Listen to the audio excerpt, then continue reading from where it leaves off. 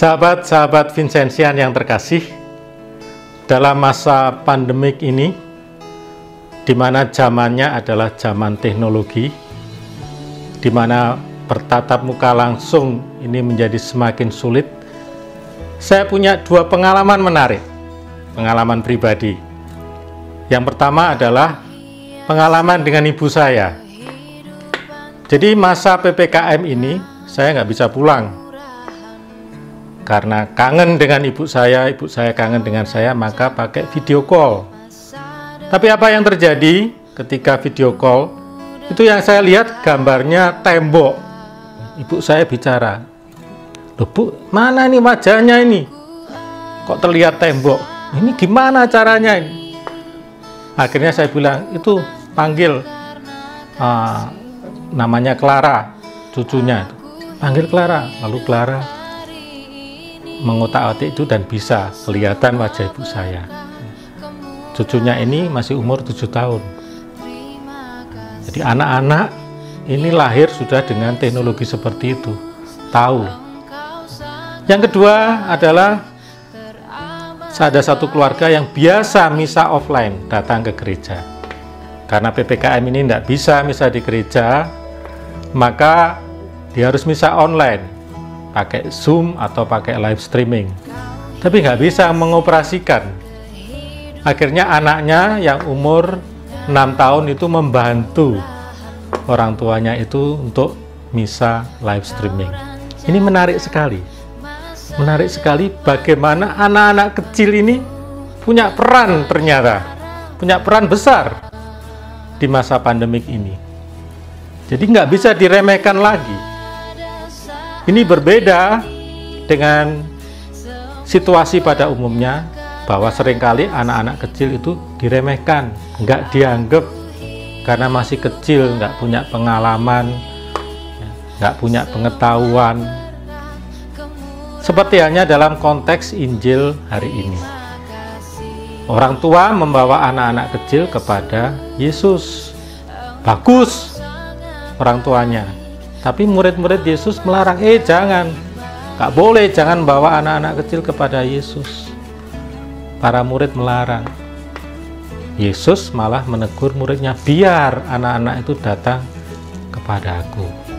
Ini mau menunjukkan, saya hanya mau menegaskan satu poin, bahwa Yesus itu menghargai anak-anak kecil itu.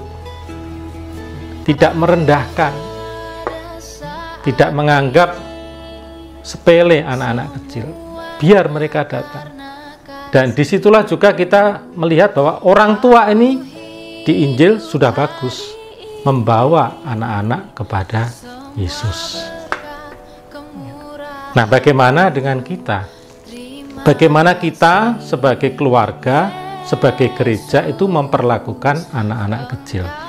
Apakah kita melihat mereka hanya sebagai orang-orang pinggiran yang nggak berdaya, atau kita melihat sebenarnya ada potensi besar?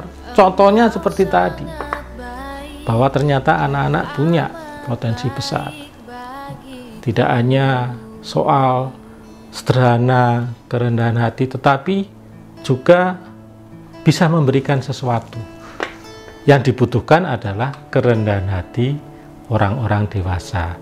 Maukah belajar dari anak-anak? Maukah menerima kebaikan anak-anak?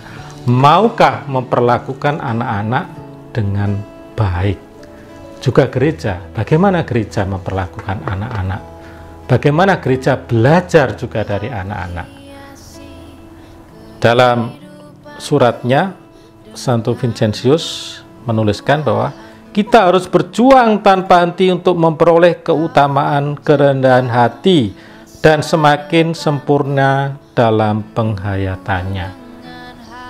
Keutamaan kerendahan hati berarti juga berani belajar dari anak-anak kecil, karena mereka memiliki sesuatu yang baik, karena mereka juga dipakai Tuhan untuk membawa orang tua, membawa gereja untuk semakin dekat dengan Tuhan dan menikmati kerajaannya. Amin.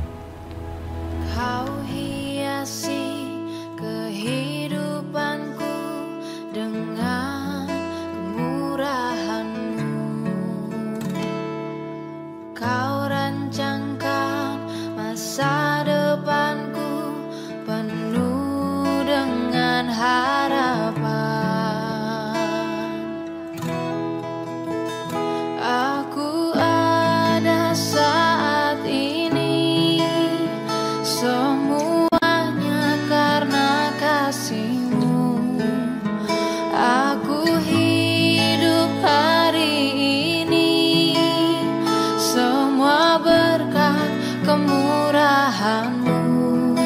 Terima kasih Yesus, Engkau sangat baik, teramat